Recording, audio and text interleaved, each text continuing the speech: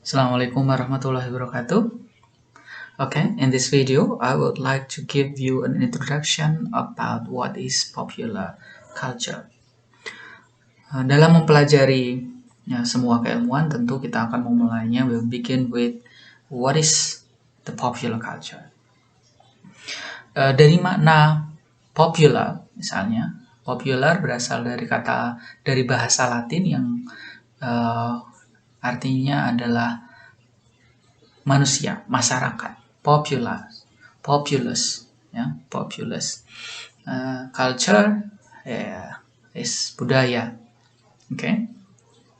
Jadi kalau diterjemahkan maka popular culture adalah budaya masyarakat. Budaya masyarakat, apa itu budaya masyarakat? Nah, untuk memahami budaya masyarakat itu, maka kita awali dengan memahami apa itu culture, apa itu budaya. Budaya secara umum adalah sesuatu hal, ide, konteks, spiritual, intelektual, keindahan yang berkaitan dengan public, general public, masyarakat secara umum. Biasanya pop culture digunakan untuk mengenali kekhasan dari sebuah penduduk. Nah, penduduk sendiri kalau dilihat secara umum, maka akan sangat banyak pembagiannya. Budaya itu dipengaruhi oleh geografi, ya. Jadi dari mana seseorang itu tinggal, di mana mereka berasal, yang akan sangat bervariasi dari satu orang ke orang yang lain. Bahkan di dalam satu daerah pun terdapat variasi-variasi yang lain. Jadi budaya merupakan sebuah istilah yang kita pakai untuk melabeli sekelompok manusia berdasarkan dari kesamaan perilaku, kesamaan visi, kesamaan cara hidup. Nah, maka itulah yang disebut sebagai budaya. Yang disebut sebagai signifying practice artinya bahwa ada pembeda dari kelompok masyarakat tertentu dengan kelompok masyarakat yang lain, sehingga maka sebuah perilaku tersebut dianggap sebagai budaya. Misalnya budaya Jawa dan budaya Madura. Akan ada faktor-faktor yang membedakan antara dua kelompok manusia ini, baik secara geografi maupun cara hidup maupun intelektual, produk intelektual tentunya seperti bahasa, atau spiritual, misalnya cara beribadah atau apa yang mereka anggap sebagai kebenaran dalam hidup mereka. Cara pernikahan, way of life, misalnya salah satunya, atau cara mereka berkeluarga, bahkan sampai cara mereka bercocok tanam atau makan. Oleh karena itu, budaya sangat mempengaruhi mengenai apa yang diharapkan seseorang dalam menjalani kehidupannya, apa yang mereka anggap baik dalam kehidupan, apa yang mereka cita-citakan dalam proses kehidupannya, mau jadi apa mereka ketika dewasa, sebuah ajaran yang diberikan orang tua kepada anak-anaknya. Nah, ini adalah budaya, suatu hal yang sangat-sangat fundamental dan kemudian mempengaruhi cara hidup seseorang, ekspektasi kehidupan, manifestasi dari keberadaan apa, the existence. What do you want with the life? How they will proceed the life? How they do their life every day?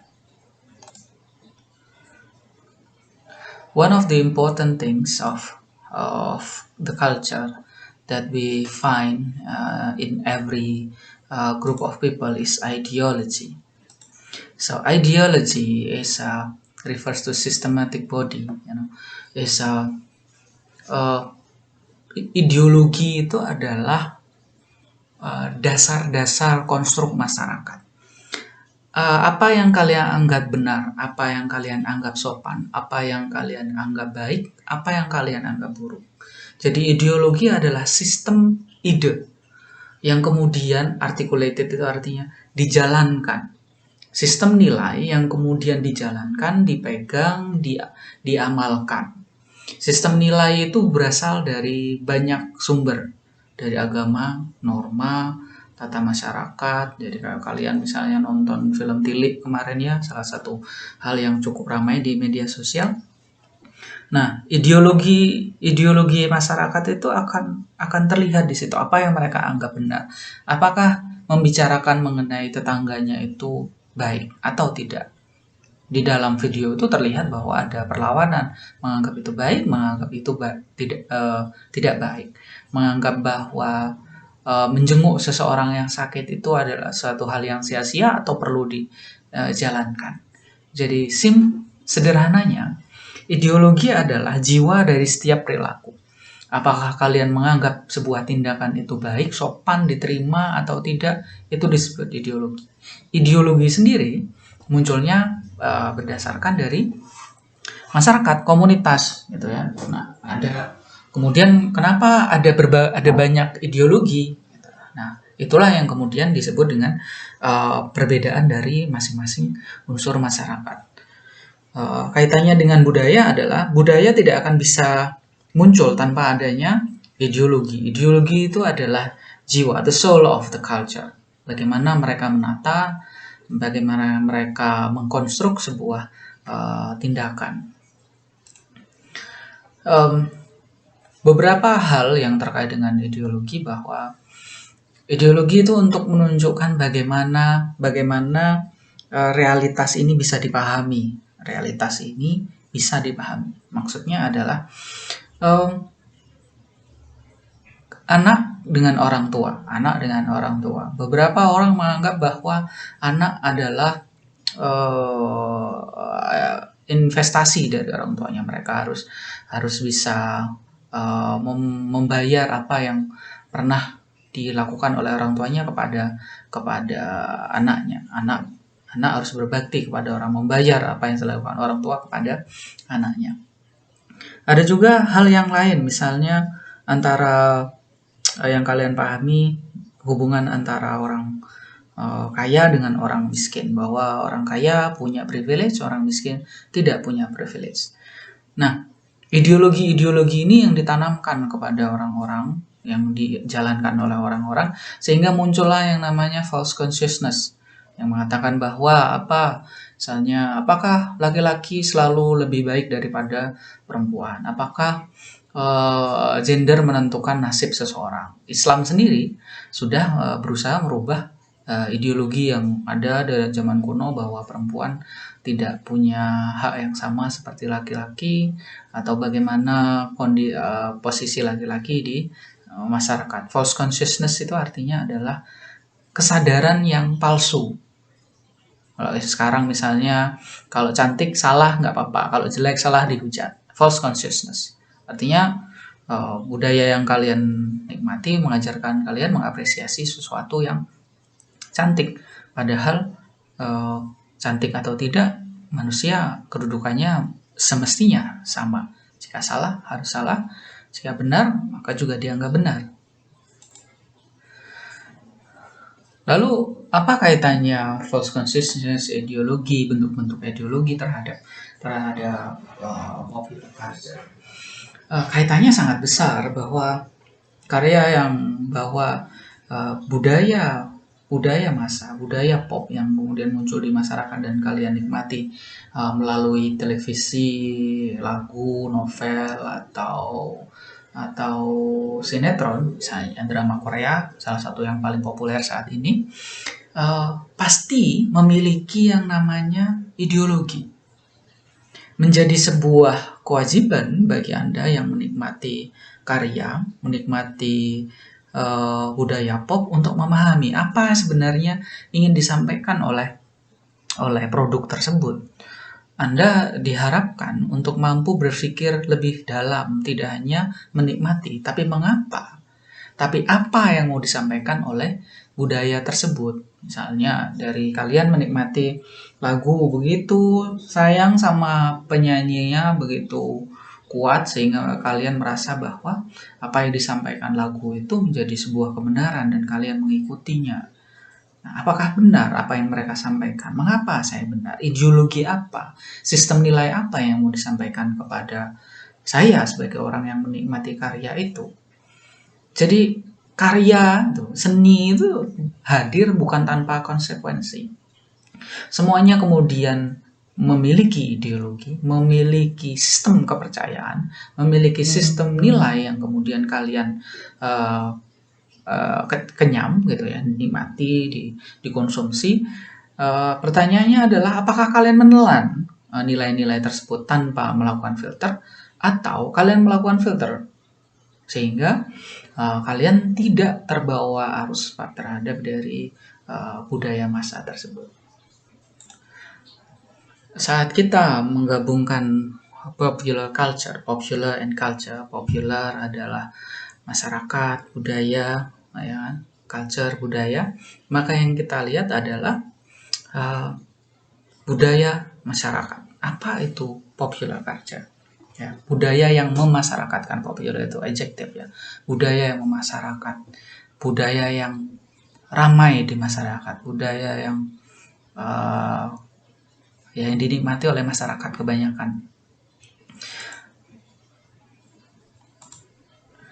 Jadi popular culture simply telling about what is popular, what is well known, what is loved by many peoples, indicated by how many people use it, how many people like it, rating, sales, likes, followers, like in social media, how many fan base they have, how well known a group of people, how well known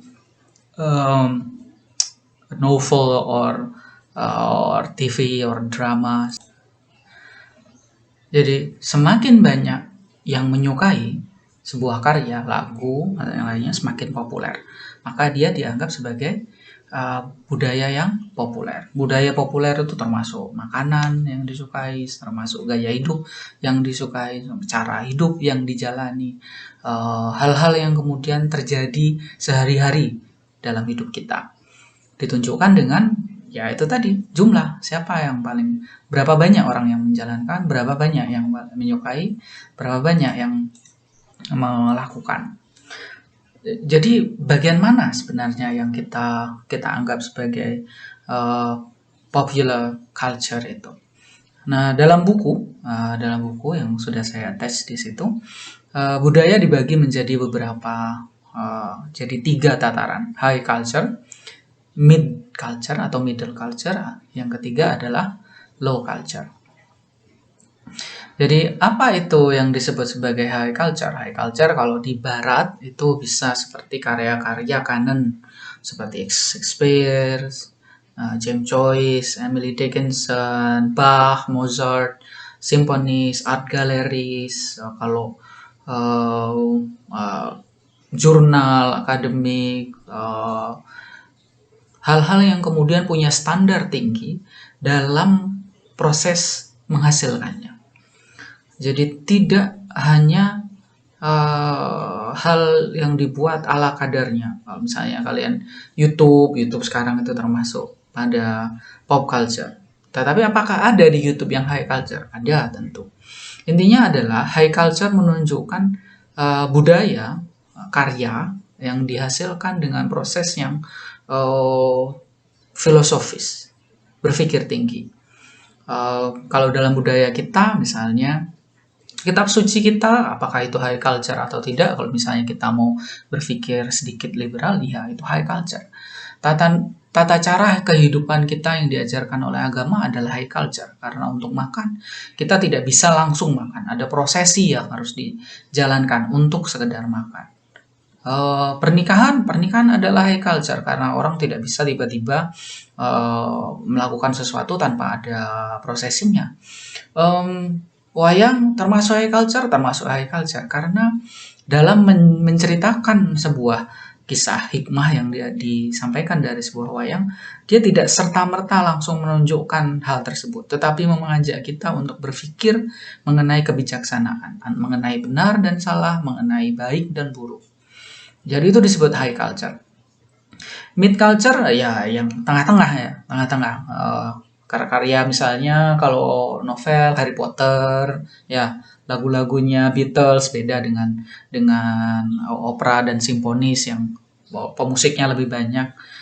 Jazz termasuk mid culture, gitu ya. Lalu apa yang dianggap sebagai apa namanya low culture? Low culture itu bisa tabloid, bisa uh, komersial ya. Komersial itu advertising, apa namanya, iklan atau keeping up with Kardashian, atau kalian diary-nya lihat Raffi Ahmad sehari-hari itu apa lupa namanya. Itu termasuk low culture. Atau kalian suka nonton gulat itu gulat bebas gitu. Itu low culture. Artinya adalah budaya yang ditandai dengan banyaknya orang yang menyukai, proses pembuatannya yang tidak memberikan proses berpikir, tidak mengajak kita pada proses berpikir tinggi, langsung bisa dicerna tanpa ada apa-apa. Kalian nonton TikTok itu ya, apa yang mau disampaikan dari situ? Kalian main Instagram dengan apa filter-filter kalian, ya itu termasuk dari low culture. Tanda-tanda dari popular culture adalah sesuatu yang dibuat untuk diproduksi untuk semua orang tanpa membedakan kelompok, tanpa membedakan identitas tertentu, sesuatu yang harapannya bisa diterima oleh semua orang. Jadi pop culture adalah sesuatu hal yang muncul sebagai penyatu terhadap semua golongan. Jadi bagaimana culture tersebut kemudian bisa dinikmati oleh semua orang. Ini disebut mass culture ya. Yang ditandai dengan mass consumption. Mass consumption itu yang kalian ditonton oleh semua orang, disukai oleh semua orang. Semua orang tentu tidak totally semua orang, yang most of people, tanpa membedakan siapa. Jadi kalau kalian misalnya lihat saat ini media atau Twitter, Facebook dan lain sebagainya dinikmati oleh semua orang, mau dia presiden atau orang biasa, gitu ya. Jadi sifat dari mass culture itu ada formula di dalamnya, ada pattern yang bisa dan manipulatif. Apa itu manipulatif? Artinya kalian digerakkan untuk melakukan sesuatu saat kalian bahkan tidak sadar. Gitu. Jadi apa pentingnya kajian dari pop culture? Kajian pop culture menjadi sangat penting untuk menjawab pertanyaan misalnya, siapa kita? Kenapa kita menikmati karya ini? Apa peran dari karya ini terhadap kehidupan kita? Apa motivasi dari si pembuat karya ini kepada masyarakat? Dan apa motivasi Anda sendiri terhadap karya tersebut? Yang lainnya adalah pertanyaan identitas. Siapa orang ini? Siapa yang membuat? Anda sendiri siapa? Kenapa Anda melakukannya? Apakah ini sesuai dengan identitas Anda sendiri? Apakah ini sesuai dengan identitas mu sebagai sebuah kelompok? Gitu. Untuk apa? Jadi pertanyaan itu menjadi penting.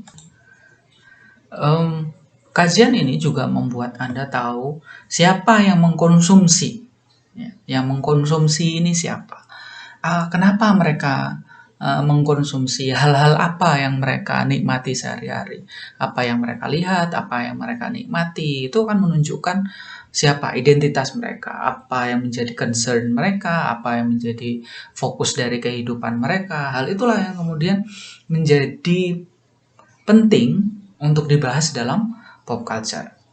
Jadi teori itu kemudian digunakan, teori cultural studies digunakan untuk mengungkap bagaimana peran pop culture di dalam masyarakat kita, bagaimana pop culture mempengaruhi masyarakat kita, nilai apa yang timbul pada masyarakat kita yang mengkonsumsi hal tersebut.